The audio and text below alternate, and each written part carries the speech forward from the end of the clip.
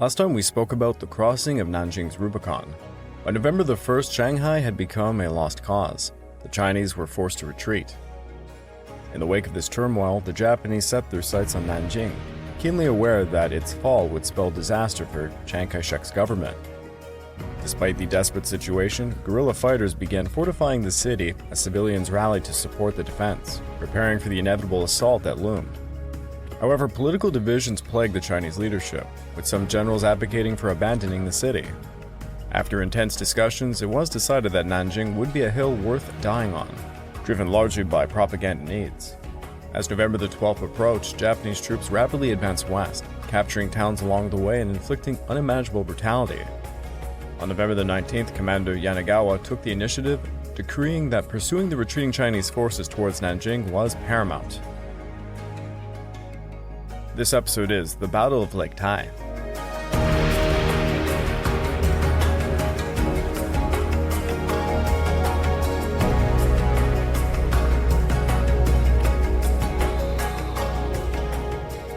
Hello again and welcome back to the Fall and Rise of China podcast. I'm your dutiful host, Greg Watson. But before we begin, I just want to remind you all that this podcast is only made possible through the efforts of Kings and Generals over at YouTube. Perhaps you want to learn a bit more about the history of Asia? Kings and Generals has an assortment of episodes on the history of Asia, and so much more. So go give them a look over at YouTube. So please subscribe to Kings and Generals over at YouTube. You can help us produce this content by checking out www.patreon.com/kingsandgenerals. And hey, don't forget about our sister podcasts over at the Eastern Front and Pacific War Week by Week podcast, both written and narrated by me. And if after all that, if you're still hungry for some more history, why don't you check out my personal channel, the Pacific War channel found over at YouTube, and Echoes of War found on major podcast platforms. Over on Echoes of War, we just began a mini-series covering the Philippines campaign of World War II. If you'd like to further support me, please consider checking out my YouTube membership or my Patreon account at www.patreon.com/PacificWarChannel. By joining either of these, you get access to the exclusive podcast series, early access to all the content I make, and voting rights for the subjects I will tackle next. As the Chinese troops fled westward, at 7 a.m. on November the 19th, Yanagawa issued instructions to his troops in the field. The enemy command system is in disarray, and a mood of defeat has descended over their entire army. They have lost the will to fight. We must not miss this opportunity to pursue the enemy to Nanjing. The order went out to the 10th Army, sending the 6th, 18th, and 114th Divisions west along the southern shore of Lake Tai, passing through Huzhou before turning right towards Nanjing. The Kunisaki detachment, trained for rapid movement by water and land, was ordered east along the Yangtze River near the city of Wuhu, and if possible, cross the river to cut off the Chinese army's retreat from Nanjing. Yanagawa envisioned an operation unlike any other conducted by the Imperial Japanese Army in recent history. He believed that this could not only end the war, but also surpass previous victories, such as the defeat of Tsarist Russia more than 3 decades earlier. Confident in a swift victory, he wrote a follow-up message to his commanders. "The day is near when the banner of the rising sun will fly over Nanjing's city wall." However, Yanagawa's order elicited panic in Tokyo once it became known. His superiors viewed it as an outrageous attempt to entirely change the war focus away from the north. They understood that taking Nanjing was primarily a political decision rather than a strategic one. There were still hopes of finding terms through the Germans to end the conflict, thus carving up more of China. The Japanese did not want to become bogged down in a real war. Major General Tada was particularly opposed to increasing efforts on the Shanghai front. He belonged to a faction that believed the best way to avoid a quagmire in China was to deliver a swift, decisive blow to the Chinese army. This mindset had turned him into a major advocate for landing a strong force in Hangzhou Bay back in early November. Nevertheless, he had initially resisted expanding operations to the Suzhou-Jiaxing line, only relenting on the condition that this line would not be crossed under any circumstance. Tada's immediate response was to halt the 10th Army's offensive. Shimamura Sadamu, Ishiwara Kanji's hardline successor as chief of operations, strongly disagreed, arguing that field commanders should have the authority to make significant decisions. Undeterred, Tada insisted on restraining the field commanders, and at 6 p.m. on November the 20th, the Army General Staff sent a cable to the Central China Area Army, reprimanding them for advancing beyond Order Number 600, which had established the Suzhou-Jiaxing line. The response from the Central China Area Army arrived 2 days later, whereupon the field commanders argued that Nanjing needed to be captured to bring the war to an early conclusion. To do otherwise, they argued, would provide the enemy with an opportunity to regain the will to fight. Moreover, the officers claimed that delaying the decisive battle would not sit well with the Japanese public, potentially jeopardizing national unity. That same day they responded to Tokyo, the Central China Area Army instructed the 10th Army to proceed cautiously.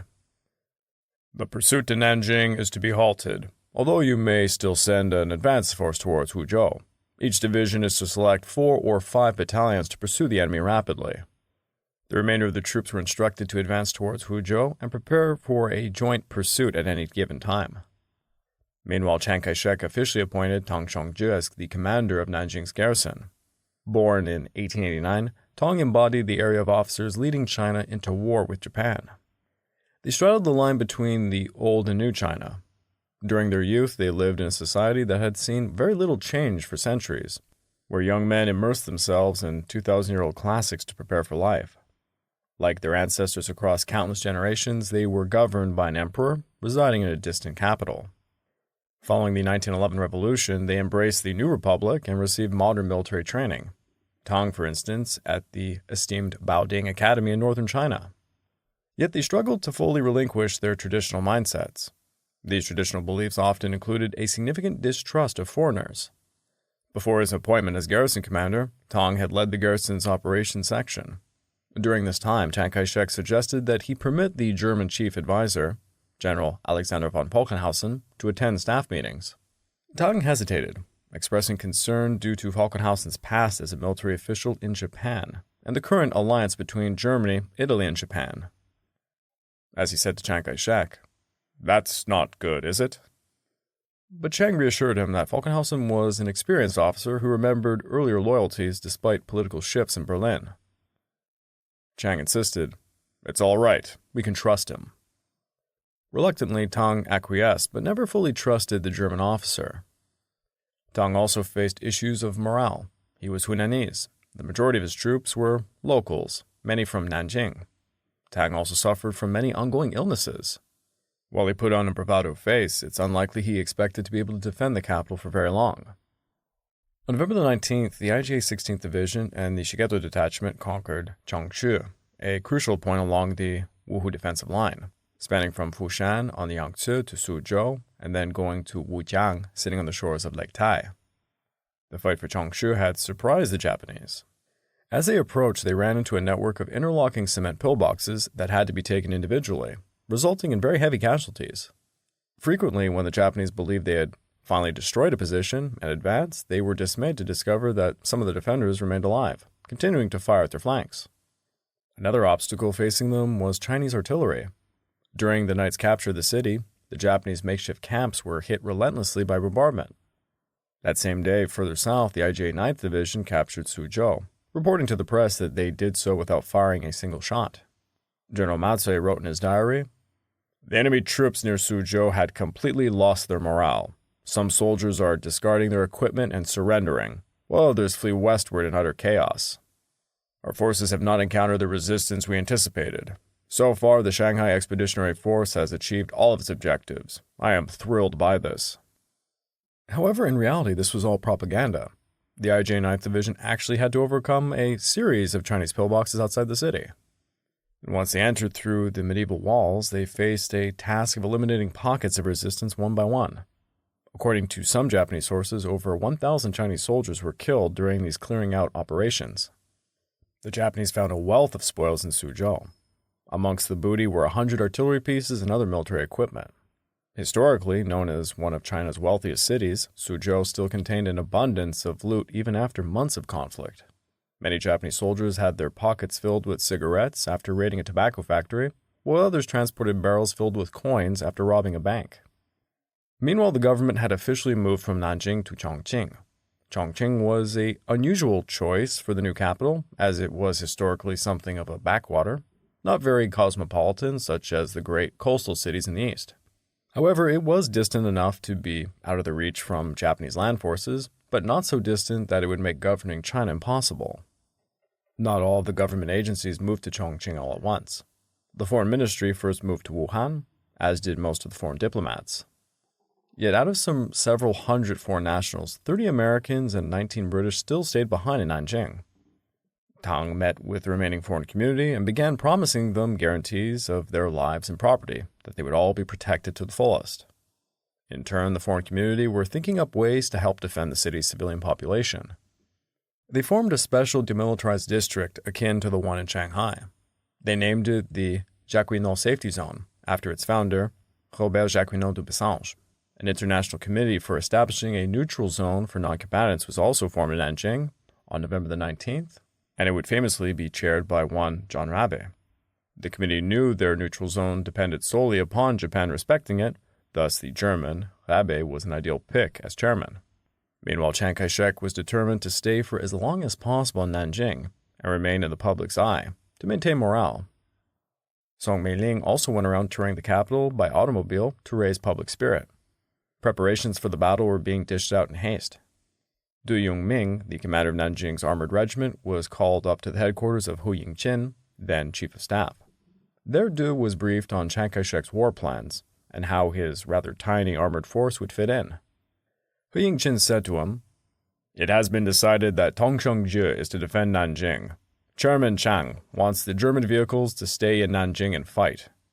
This was in reference to the leichte Panzerspähwagen, or ST-KFZ-221 armored cars. These were recent purchases from Germany. Duke questioned using them, however, as he said, "The German vehicles are the best armor we have at the moment, but they have no cannons, only machine guns, so their firepower is quite limited. We just have 15 of them, and they are not very suited for the terrain around Nanjing, with all of the rivers and lakes." Furthermore, Du insisted that they rather use the British-made Vickers Carden Lloyd tanks. Of these, China had recently purchased the amphibious variants. "Those tanks both have machine guns and cannon, and they can float. They are much more useful for the Nanjing area." Du further suggested that the tanks might even make it to the other side of the Yangtze once all hope was lost. And to this, Hu Yingqin replied, "No, don't even think about crossing the Yangtze. The chairman wants the tank crews to fight to the death." As far as the war strategy was concerned, China had actually developed one against Japan decades prior. Ever since the nasty conflicts between the two nations had broken out during the Great War days, China sought an answer to Japan's aggression. One man rose to the occasion, a young officer named Zhang Baili. In 1922, Zhang wrote, "The only way to prevail over the enemy will be to do the opposite of what he does in every respect. It will be to his advantage to seek a quick resolution. We should aim for protracted warfare. He will try to focus on a decisive blow at the front line. We should move to the second line of defense and rob him of the opportunity to concentrate his forces in one place." Soon Zhang became the forefather in China for theories involving a protracted war. One could also call it a war of attrition, and it was the type of war that suited China. In the words of Zhang, "We should thank our ancestors. China is blessed with two major advantages, a vast land area and a huge population. Abstaining from fighting will be enough. And if we do fight, we should drag it out. We should force the front to move west, and then turn our weakness into strength, while allowing the enemy to overstretch himself." China's geography significantly influenced Zhang's military strategy. In his works titled Organization of Mechanized Forces, Zhang wrote, "The flat North Chinese plain offers ideal conditions for a large mechanized army. In contrast, the agricultural regions further south, characterized by their mix of rice paddies and waterways, are far less suitable." Faced with a technologically superior enemy, China had no option but to draw the opponent away from the north, where their armored units would dominate the battlefield. Instead, they would divert them to the Yangtze River area, where their mobility would be severely restricted. Zhang served as the director of the prestigious military academy at Baoding, near Beijing, where he could instill these philosophies into the minds of upcoming leaders of the Chinese armed forces, including one, Tong Chong J. Tong was able to put Zhang's theories into practice. In the autumn of 1935, he played a crucial role in planning and executing the decade's largest military maneuver. Conducted south of the Yangtze, between Nanjing and Shanghai, this drill involved over 20,000 troops, allowing for a realistic simulation of battle conditions. Its primary objective was to test the strategy of luring the enemy in deep. Upon concluding the maneuver, Tong described the location as exceptionally well chosen, a tank commander's nightmare. The area consisted of steep hills alongside rivers, with very few robust roads and virtually no bridges capable of supporting tanks. Countless small paddy fields were divided by dikes that rarely exceeded a few feet in width, perfectly suited for swift infantry movements, but utterly inadequate for tracked vehicles. It appeared to be a graveyard for any mechanized army. Now, as the war broke out with Japan, Zhang's ideas initially seemed quite validated. Chiang Kai-shek deliberately refrained from deploying his best troops in northern Beijing. Instead, he chose to instigate a significant battle in and around Shanghai, where the terrain presented the exact disadvantages for Japanese armor that Zhang had anticipated. Although the Japanese gradually introduced tactical innovations that allowed them to navigate the partly submerged paddy fields north and west of Shanghai, their tanks often found themselves forced along elevated roads, making them vulnerable targets for hidden Chinese infantry. For several weeks during September and October, the Shanghai area indeed resembled a quagmire, seemingly poised to ensnare the Japanese forces until they were utterly depleted. However, the successful Japanese landings in early November, first in the Hangzhou Bay area and then on the south bank of the Yangtze, dramatically changed things. The stalemate was broken, allowing the Japanese army to advance despite the persistent challenges posed by the local geography. What would happen next would determine whether Zhang's theories from a decade earlier could work, or if Japan's tanks would ultimately triumph even in the river terrain south of the Yangtze. The Japanese field commanders' decision to shift their focus from defeating Chinese forces near Shanghai to pursuing them all the way to Nanjing sent ripples throughout the ranks. Every unit had to reconsider their plans, but none felt the impact more acutely than the 6th Division. As one of the first contingents of the 10th Army to come ashore in the Hangzhou area, its soldiers had advanced with remarkable ease, cutting through the defenses like a knife through butter. Now, with orders to drive west towards Nanjing, they were required to make a huge U-turn and then head south. Geography hurt them greatly, specifically the presence of Lake Tai. The original Shanghai Expeditionary Force, bolstered by the 16th Division and other newly arrived units, was set to advance north of the lake, while the 10th Army was tasked with operations to the south of it. This situation implied that the 6th Division had to hurry up and catch up with the rest of the 10th Army. Upon turning south, they reached Jiaoshan on November the 21st, only to face a brutal outbreak of cholera that really did damage to their ranks. It delayed their advance by 3 days. Meanwhile, the other elements of the 10th Army, including the Kunisaki Detachment and the 18th and 114th Divisions, advanced rapidly, entering Huzhou on November the 23rd. To speed up their advance, they had commandeered every vessel they could grab and tossed men in piecemeal across the southern bank of Lake Tai to the western shore. However, the 10th Army was unaware that they would soon face quite a brutal fight. As the Chinese government evacuated Nanjing, fresh troops from Sichuan province in southwest China were being unloaded at the city docks, and they were marching towards imminent danger. Starting to disembark on November the 20th, these soldiers formed the Chinese 23rd Group Army. They presented quite an exotic sight, sporting broad straw hats typical of southern China, often adorned with yellow and green camouflage patterns. While some appeared freshly uniformed, many were ill-prepared for the colder central Chinese winter, dressed in thin cotton better suited for subtropical climates. Nearly all of them wore straw shoes that required repairs every evening after a long day of marching. Their equipment was rudimentary and often quite primitive. The most common weapon amongst the newly arrived soldiers was a locally produced rifle from Sichuan, yet many had no firearms at all, carrying only stout sticks in packs into battle. Each division had a maximum of a dozen light machine guns, and radio communication was available only at the brigade level and above. The absence of any artillery or heavy equipment was quite alarming. It was as if they expected to be facing some warlord army of the 1920s. They were organized into 5 divisions and 2 brigades, supplied by Liao Xiang, a notable southern warlord. Remarkably, Liao Xiang had been one of Chiang Kai-shek's worst enemies less than a year prior. Now Liao's troops fought alongside Chiang against Japan. Yet their loyalties remained fiercely provincial, listening to Liao rather than Chiang Kai-shek in the end. China's warlord era never really ended. Chiang Kai-shek was actually doing 2 things at once, meeting the enemy but also getting warlord troops away from their provincial power bases. This in turn would reduce the influence of regional warlords. Now the Chinese recognized that they had to stop the Japanese from reaching Wuhu, a Yangtze port city due south of Nanjing, basically the last escape route from the capital. If it was captured, those in Nanjing would be effectively cut off. General Gu Jiutong, who had personally witnessed the chaotic evacuation of Suzhou, had already dispatched 2 divisions from Guangxi province to block the Japanese advance. However, they were quickly routed. Liao's troops were then sent in to fill the gap on the battlefield, By the last week of November, the Japanese 10th Army and the newly arrived Sichuanese divisions were converging on the same area southwest of Lake Tai. Marching as quickly as possible, they were fated to clash in one of the bloodiest battles of the entire Nanjing campaign. As the Sichuanese troops reached the battlefield at the end of November, they quickly realized just how ill-equipped they were to confront a modern Japanese army. The Sichuan divisions hurried towards Lake Tai, primarily marching after sunset to avoid harassment from Japanese aircraft. A rather significant challenge for the soldiers was the condition of the roads, which were paved with gravel, and it would tear their straw shoes to shreds.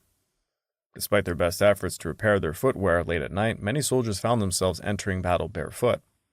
Along their route, they encountered numerous Chinese soldiers retreating. One particular column caught their attention, because these troops were far better uniformed and equipped than them. A lot of them appeared like they hadn't even seen a battle. They looked well-rested and well-nourished, as if they just emerged from their barracks. This prompted unspoken doubts amongst the Sichuanese soldiers. Upon arriving in Guangde, the 145th Division quickly began fortifying their positions, particularly around a strategic airfield near the city, and then they dispatched units towards the town of Xi'an.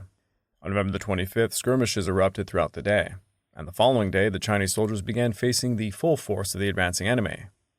Japanese planes bombed the Chinese positions near Xi'an, followed by rapid tank assaults from the 18th Japanese Division. Unaccustomed to any combat against armored vehicles, they quickly routed. The Japanese forces rolled over the scattered Chinese defenses and advanced to capture Xi'an with minimal resistance. To make matters worse, amidst this critical movement when the Sichuanese troops were engaged in their first battle against a foreign enemy, Liu fell seriously ill. In his place, Chiang Kai-shek assigned one of his most trusted commanders, Chen Cheng.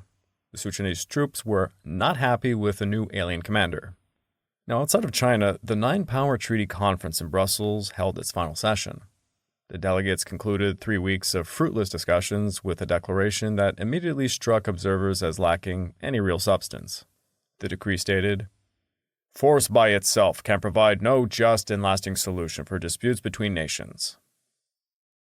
This part was met with approval from all the participants except Italy, one of Japan's few allies in Europe. They strongly urged that hostilities be suspended and that peaceful processes be pursued, but offered zero consequences for either belligerent should they choose not to comply. It is, as they say today in politics, a nothing burger. China found itself resorting to shaming the international community into action, but with barely any success. Over in Berlin the following day, diplomats gathered as the Japanese embassy hosted a dinner to mark the first anniversary of the Anti-Comintern Pact. Amongst the guests, though he probably did not want to be there, was one Adolf Hitler. The Japanese communications minister, Nagai Ryutaro, speaking via radio, stated this: "The Sino-Japanese conflict is a holy struggle for us. The objective is to hold the Nanjing government accountable for its anti-Japanese stance, to liberate the Chinese people from the Red Menace, and to secure peace in the Far East." By hosting such an event, Germany was basically signaling that she would abandon her old Chinese ally to forge a stronger partnership with her new ally, that being Japan. This was driving the world into two camps that would emerge as the Axis and Allies. It's my favorite board game, by the way, and I make a lot of goofy videos about that board game on my YouTube channel, if anybody's interested. Now back to the war front. A city set midway along the Yangtze River between Shanghai and Nanjing, that being Jiangyin. By Chinese standards, Jiangyin was not a large city. Its population numbered just 50,000, most of whom had already fled by the end of November. The city's military significance had considerably diminished after the naval battle in late September, resulting in the sinking of half of the Chinese fleet, forcing the remainder to retreat upriver. Nevertheless, the Chinese still maintained control over land. This became a pressing concern for the Japanese after the fall of Suzhou, and Changshu led to the collapse of the Wuhu defensive line. Consequently, the next line of defense was the Xiecheng line, of which Jiangyin formed the northern end. The city stood directly in the path of the 13th Japanese Division, positioned at the far right of the front line. Jiangyin featured 33 partially fortified hills, and like many other cities in the region, its primary defense was a robust 10-mile wall constructed of brick and stone. Standing 30 feet high, the wall was reinforced on the inside by an earthen embankment measuring up to 25 feet in diameter.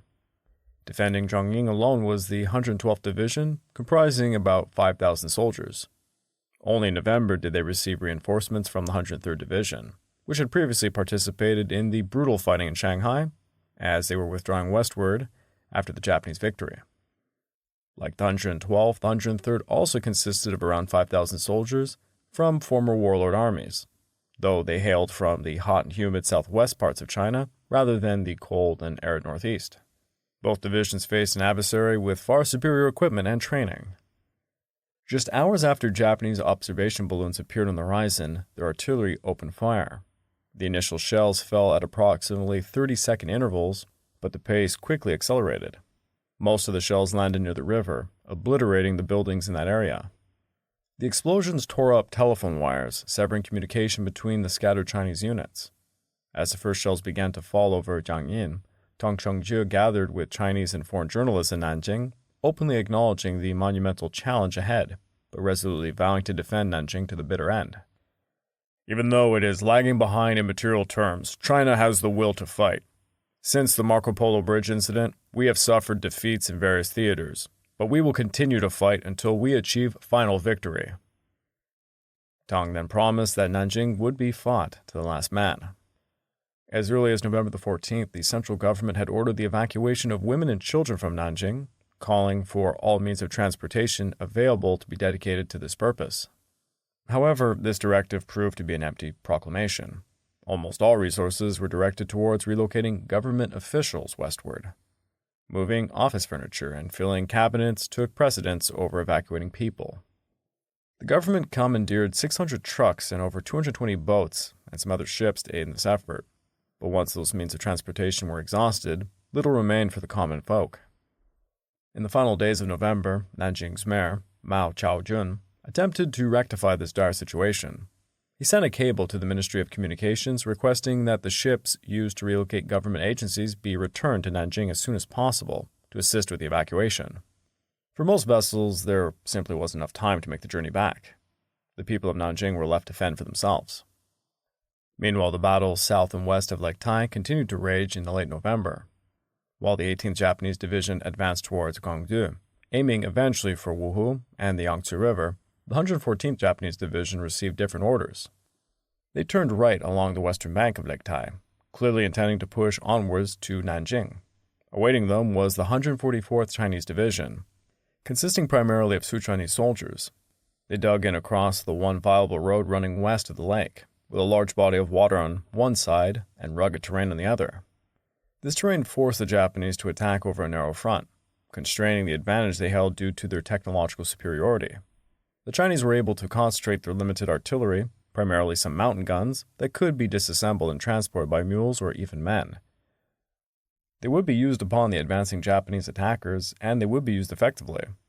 They allowed the Japanese to shell their positions without immediate retaliation, waiting until the infantry were within about 1,000 yards before ordering their mountain guns to open fire. The results were devastating. Many Japanese columns became disorganized and their advance stalled. However, just as the Chinese artillery appeared on the verge of achieving a significant victory, the decision was made to withdraw. The officers responsible for the mountain guns argued that the Japanese would soon overrun their positions, and that it was preferable to take the preemptive measures to prevent their valuable equipment from falling into the enemy's hands. The commanders of the 144th Division reluctantly concurred. The Chinese did their best to maintain a facade that their artillery remained in position, but the Japanese quickly noticed the weakened defense and attacked with renewed fervor.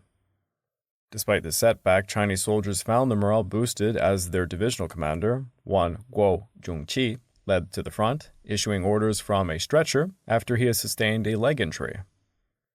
However, deprived of their artillery, the Chinese faced increasingly dire odds. They were pushed back gradually along the entire front. As the Chinese front nearly collapsed, the officers of the 144th faced yet another challenge. Japanese infantry approached across Lake Tai in boats commandeered in the previous days. With no more artillery to defend themselves, the Chinese could only direct small arms fire at the vessels, allowing the Japanese to make an almost unimpeded landing. This was the final straw. Under pressure from two sides, the 144th Division had no choice but to abandon its position and then retreat westward towards the main Chinese forces around Guangdu. Now, Chongyin endured 2 days of continuous shelling before the Japanese infantry attack commenced, but the city was fortified to withstand such a bombardment of this magnitude and duration. The 33 hills in and around the city had long served as scenic viewpoints and natural strongholds.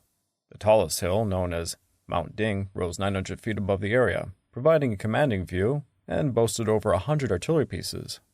By late November, when the Japanese army reached the area, most civilians had fled, but their homes remained, and the Chinese defenders effectively utilized them, converting them into concealed strongholds. The attack by the Japanese 13th Division on November the 29th was led by the 26th Brigade on its right flank, and the 103rd Brigade on its left. The advance proved challenging, constantly disrupted by Chinese ambushes, and as a row of Japanese soldiers cautiously crossed an empty field, gunshots would erupt, striking down one of their ranks while the others scrambled for cover, desperately trying to identify the source of fire. The Chinese launched frequent counterattacks, and on several occasions, individual Japanese units found themselves cut off from the main body and had to be rescued. Despite some setbacks, the 13th Division made satisfactory progress, bolstered by both land and ship-based artillery, and soon nearly encircled Jiangyin, leaving only a narrow corridor to the west of the city. However, the Chinese artillery was well prepared, effectively targeting Japanese vessels on the Yangtze River. This led to an artillery duel that would last 3 hours, resulting in several hits on Japanese ships. However, the Chinese batteries also suffered considerable damage. In the sector of the 103rd Chinese Division, the defenders had taken time to construct deep anti-tank ditches, hindering the advance of the Japanese armored units. During the night of November the 29th, the Chinese organized suicide missions behind enemy lines to level the playing field. Armed with just a belt, a combat knife, a rifle, and explosives, the soldiers infiltrated Japanese positions, targeting armored vehicles. They quickly climbed onto the tanks, dropped hand grenades into the turrets, or detonated explosives strapped to their bodies. Though reducing Japanese armored superiority granted the Chinese some time, the attackers' momentum simply could not be stopped. On November the 30th, the Japanese launched a relentless assault upon Mount Ding. Supported by aircraft, artillery, and naval bombardment, Japanese infantry engaged the entrenched Chinese company at the summit. After a fierce and bloody battle, the Japanese succeeded in capturing the position. The Chinese company commander, Xia Minyan, withdrew with his troops towards Jiangyin to report the loss to the regimental command post. When the deputy commander of the 103rd Division, Dai Shuqi, heard the news, he was furious, and he wanted to execute Xia on the spot. However, Xia's regimental commander intervened, saving him from the firing squad. Instead, he insisted that Xia redeem himself by recapturing the hill from the Japanese. Xia was put in command of a company that had previously been held in reserve. What followed was a fierce battle lasting over 4 hours. Eventually, the Japanese were forced to relinquish the hill, but the victory came at quite a steep price. Numerous casualties were occurred on both sides, including the death of Xia Minyan. The last days of November also witnessed chaotic fighting around Guangdu, where the unfamiliar terrain added to the confusion for both sides. For the Chinese, this chaos was exacerbated by their upper command issuing contradictory orders, instructing troops to advance and retreat simultaneously. Pan Wanghui, the Sichuanese commander of the 23rd Army, prepared a pincer maneuver, directing the 13th Independent Brigade to launch a counterattack at the town of Sai'an, which was held by the Japanese at the time, while the 146th Division would attack from the south. Both units set out immediately. However, due to a lack of radio equipment, a common issue amongst the Sichuanese forces, they did not receive the new orders to withdraw, which originated not from Pan Wenhui, but from Jiancheng. Fortunately for the officers of the 13th Independent Brigade, they were alerted to the general order of withdrawal by neighboring units and managed to halt their advance just in time. The 146th Division, however, had no such luck, and they continued their march towards the Japanese-occupied city. They were joined by the 14th Independent Brigade, which had just arrived from Wuhu and was unaware of the general retreat order. Upon reaching Sai'an, these Chinese troops engaged in intense close combat with the Japanese. It was a familiar scenario of Japanese technological superiority pitted against Chinese determination. The Japanese brought armor up from the rear, while the Chinese lay in ambush, tossing hand grenades into tank turrets before jumping onto the burning vehicles to kill any surviving crew members. As the fighting around the flank slowed, the area in front of Guangdu became the focal point of the battle. Japanese soldiers advanced towards the city during the day, passing piles of dead Chinese and numerous houses set ablaze by the retreating defenders. At night, the situation became perilous for the Japanese, as the Chinese forces infiltrated their positions under the cover of darkness. Within the confusion, small units from both sides often got lost and were just as likely to encounter hostile forces as friendly ones. Despite the chaos along the front lines, it was evident that the Japanese were gaining the upper hand, primarily due to their material superiority. Japanese artillery bombarded Guangdu, igniting many structures, while infantry approached. The Chinese 145th Division, led by Rao Guohai, was nearing its breaking point. In a desperate gamble on November the 30th, Rao ordered one of his regiments to counterattack, but the regimental commander, sensing the futility of the move, simply refused. This refusal was a personal failure for Rao, one he could not accept. Deeply ashamed, Rao Guohai withdrew from Guangdu. As darkness enveloped the battlefield, he and a small group of staff officers found a place to rest for the night. Overwhelmed with anguish, he penned a letter to Liu Shang, apparently unaware that Liu had been evacuated to the rear due to his stomach ailment. In the letter, he apologized for his inability to hold Guangdu. Telling his bodyguard to get some rest, he stepped outside, disappeared into a bamboo grove. Shortly thereafter, his staff heard a single gunshot. When they rushed out and searched the dense bamboo, they found Rao sitting against a tree, his service weapon beside him. Blood streamed thickly from a wound in his temple. He was already dead. I would like to take this time to remind all of you that this podcast is only made possible through the efforts of Kings and Generals over at YouTube. Please go subscribe to Kings and Generals over at YouTube to help produce this content by checking out www.patreon.com/kingsandgenerals.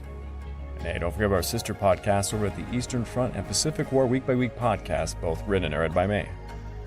And if after all that, if you're still hungry for some more history, why don't you check out my personal channel, the Pacific War channel found over at YouTube, and Echoes of War, my podcast series found on major podcast platforms.